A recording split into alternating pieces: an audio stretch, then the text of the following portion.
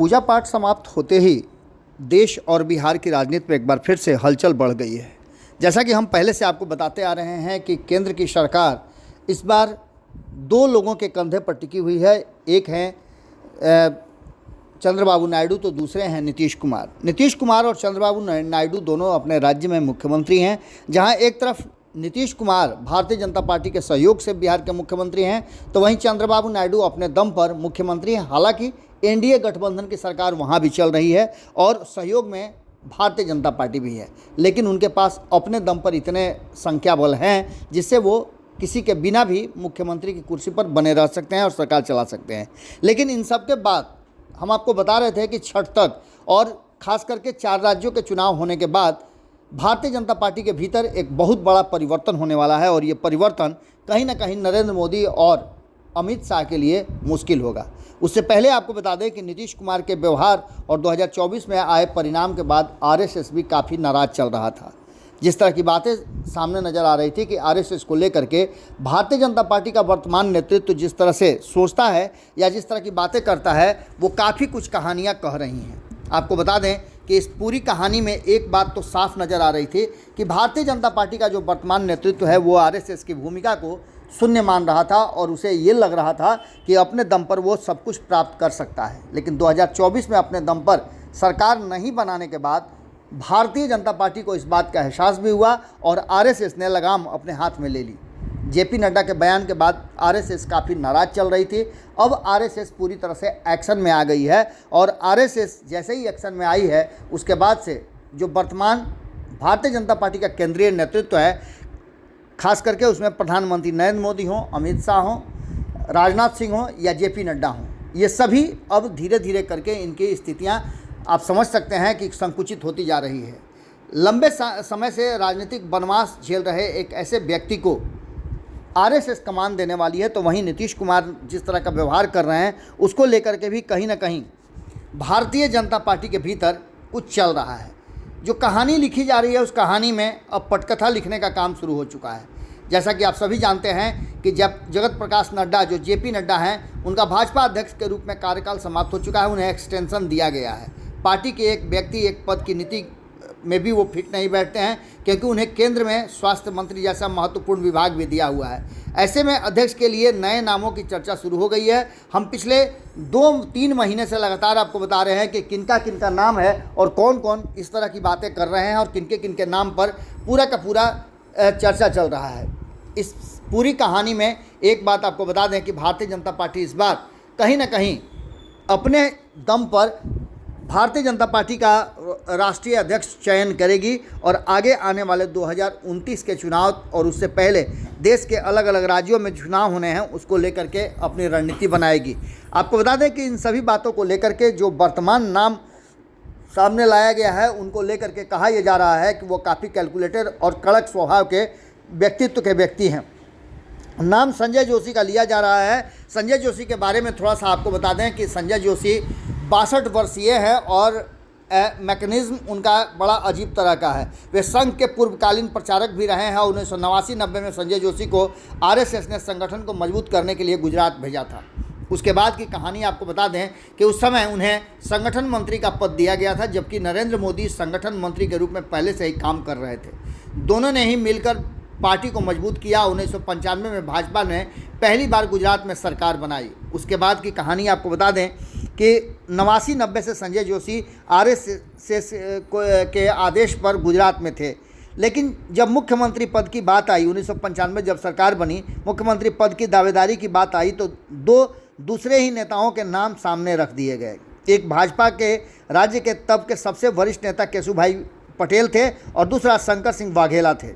मोदी और जोशी ने मिलकर केशुभाई का नाम सामने किया और बघेला नाराज हो गए। इसके बाद बघेला की बगावत हुई और समझौते के तौर पर केशुभाई की जगह सुरेश मेहता को मुख्यमंत्री बनाया गया, जबकि नरेंद्र मोदी को दिल्ली भेज दिया गया। मोदी के जाने का सबसे अधिक फायदा अगर किसी को मिला तो जोशी को मिला। अब संगठन महामंत्री के पद पर जोशी की ताजपोशी हुई। इसके बाद आपको बता दें 1998 में भाजपा एक बार फिर से सत्ता में आई। मोदी गुजरात आना चाहते थे लेकिन जोशी इसके लिए तैयार नहीं थे। एक बार फिर केशुभाई मुख्यमंत्री के पद पर बैठे और 2001 में समीकरण बदला।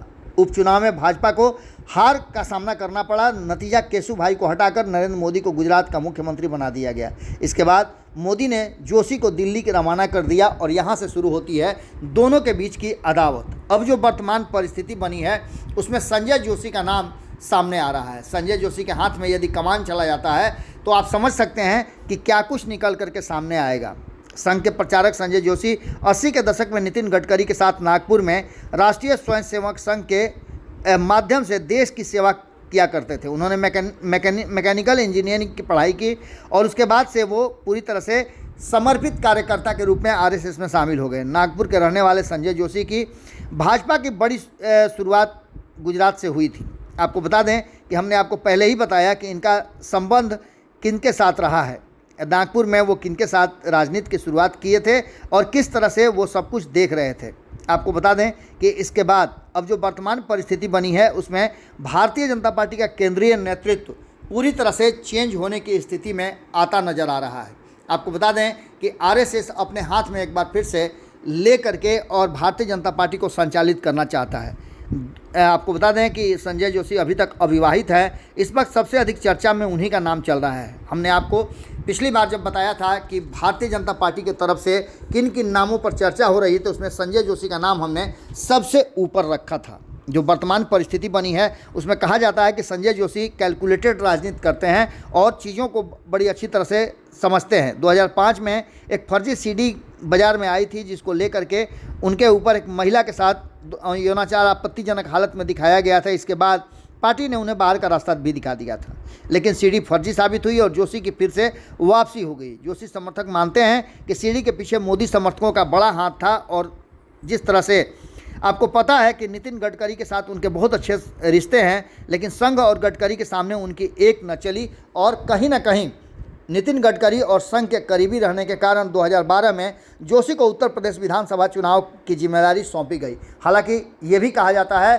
कि मोदी लॉबी जो है यानी गुजरात लॉबी चाहती थी कि संजय जोशी को बाहर रखा जाए, लेकिन उत्तर प्रदेश का प्रभारी बनने के बाद 2012 के विधानसभा चुनाव की जिम्मेवारी उन्हें सौंपी गई थी। मोदी को यह भी पसंद नहीं आया, वह एक दिन की भी प्रचार करने के लिए यूपी नहीं गए। जानकार मानते हैं कि नरेंद्र मोदी को यह अच्छी तरह से पता है कि 2013 में होने वाले विधानसभा चुनाव में उनकी राह में कई रोड़े थे, जिनमें केशुभाई पटेल और जोशी प्रमुख थे। आपको बता दें कि इन सबके बाद प्रधानमंत्री नरेंद्र मोदी बन करके दिल्ली चले आए और ऐसी स्थिति में संजय जोशी हाशिए पर रहे। गुजरात में मोदी विरोधी नेता लामबंद हो रहे हैं, तो वहीं भारतीय जनता पार्टी के पूर्व नेता और महागुजरात जनता पार्टी के अध्यक्ष गोवर्धन झाड़फिया ने संजय जोशी का स्वागत करते हुए कई तरह की बातें की थी। आपको बता दें कि इन सब बातों से एक तरफ अगर रखा जाए तो संजय जोशी और खास करके नरेंद्र मोदी और उनकी लॉबी की बात करें जिसमें अमित शाह सहित कई लोग हैं, उन लोगों के साथ उनका रिश्ता बढ़िया नहीं है। वहीं नितिन गडकरी के साथ उनका बहुत अच्छा रिश्ता है और नितिन गडकरी ने ही संजय जोशी को एक बार जब पुनः वापसी की बात की थी और उसके लिए वो काफ़ी कड़े रुख अपनाए थे। आपको बता दें कि इन सभी बातों को लेकर के अब जो वर्तमान परिस्थिति बनी है उसमें आपने देखा होगा और सुना भी होगा कि भारतीय जनता पार्टी का जो वर्तमान नेतृत्व है वो कहीं ना कहीं इस बात के लिए कि वो सामंजस्य बिठाने में सक्षम नहीं हो पा रहा है। कहीं इतना ज़्यादा इस गुजरात लॉबी के नेताओं का दबदबा हो जा रहा है कि जिससे कि देश की राजनीतिक स्थिति जो है वो भारतीय जनता पार्टी पर भारी पड़ रही है। तो वहीं अपने सहयोगियों के साथ सामंजस्य बिठाने में भी जब से भारतीय जनता पार्टी को किनारे करके आरएसएस को रखा है तब से ये विशेष रूप से एक्शन में नज़र आते हैं, चाहे वो बयानों की बात हो या फिर एक्शन। दोनों में ही वर्तमान जो भारतीय जनता पार्टी का नेतृत्व है वो कहीं ना कहीं एग्रेसिव दिखता है, जिसका खामियाजा सरकार को भुगतना पड़ता है। आरएसएस एक ऐसा संगठन है जो भारतीय जनता पार्टी को हर तरह से संतुलित रखने की कोशिश करता है और सत्ता में बनाए रखने के लिए ज़बरदस्त मेहनत भी करता है। अब देखना दिलचस्प होगा कि संजय जोशी को ताजपोशी कर दी जाती है तो उसके बाद किस तरह की स्थिति रहती है। कहा तो ये भी जा रहा है कि नरेंद्र मोदी और अमित शाह की विदाई भी संभव हो सकती है, क्योंकि भारतीय जनता पार्टी क्या सोचती है वो अलग बात है, लेकिन आरएसएस सोचता है कि भारतीय जनता पार्टी का जो वर्तमान नेतृत्व है उसे बैक बेंचर बना करके एक नई तरह की राजनीति और नया नेतृत्व सामने रखा जाए। देखना होगा कि संजय जोशी किस तरह से भारतीय जनता पार्टी को एक बार फिर से समायोजित करते हैं और किस तरह का एक्शन लेते हैं। जुड़े रहिए भारत लाइव के साथ। बहुत बहुत धन्यवाद। अगर ये वीडियो पसंद आई और वह बिहार के राजनीति और बिहारियत से सरोकार रखेनी तो सब्सक्राइब बटन दबा के चैनल के सब्सक्राइब कर ली। ओजे एगो घंटी बा, ओकरा बटन दबा देला से कुल सटीक और मारक खबर रुआ मुफ्त में मिल जाई। अगर रुआ पत्रकारिता के हमनी के नया प्रयोग में सहयोग कर चाहतानी तो ज्वाइन बटन दबा दी। पेटीएम नंबर नोट कर ली 9386816700। धन्यवाद।